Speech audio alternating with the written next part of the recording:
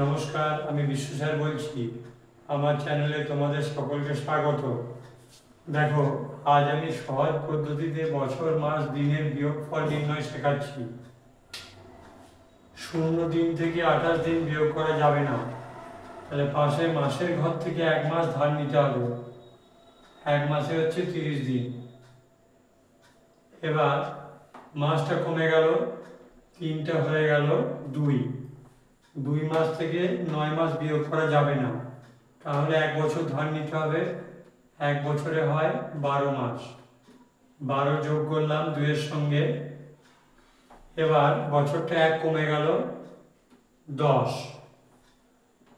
এরপর যে সংখ্যাগুলো ওপরে ছিল সেগুলো কেটে দিতে হবে। এবার ওপরেরটা থেকে নিচেরটা বিয়োগ হবে। 30 থেকে 28 যথারীতি বিয়োগ করা যাবে, এটার জন্য রাফ করতে হবে না। 12 আর 2 যোগ করে 14 হলো, তার থেকে নিচের 9টা বিয়োগ করে 5 হলো, আর 10 থেকে 5 বিয়োগ করে 5 হলো। অতএব নির্ণেয় বিয়োগফল সমান 5 বছর 5 মাস 2 দিন। এবার দেখো 2 নম্বরটা দেখাচ্ছি।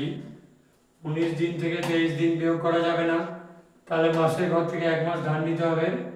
1 মাসে হয় 30 দিন, তার সঙ্গে ওপরে 19টা যোগ হবে।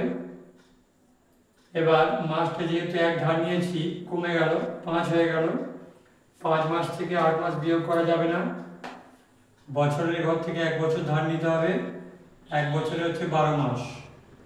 এবার বছরটা কমে গেল, 11টা হয়ে গেল 10। এবার ওপরের সংখ্যাগুলো কেটে দেবো। এবার প্রত্যেকটাতে রাফ করতে হবে। দিনের ঘরে রাফটা করছি, ওপরেরটা যোগ করে তার থেকে নিচের সংখ্যাটা বিয়োগ করতে হবে। 26 মাসের ঘরেও ওপরটা যোগ করে তার থেকে নিচেরটা বিয়োগ করতে হবে 9। আর বছরটাতে এমনি বিয়োগ হয়ে যাবে, 10 থেকে 7 বাদ দিলে 3। অতএব নির্ণেয় বিয়োগফল সমান 3 বছর 9 মাস 26 দিন। আশা করি তোমরা বিয়োগ দুটো বুঝতে পারলে। যদি ভিডিওটা ভালো লাগে অবশ্যই লাইক, শেয়ার এবং কমেন্ট করবে। আর যারা এখন আমার চ্যানেলটি সাবস্ক্রাইব করোনি তারা অবশ্যই সাবস্ক্রাইব করবে।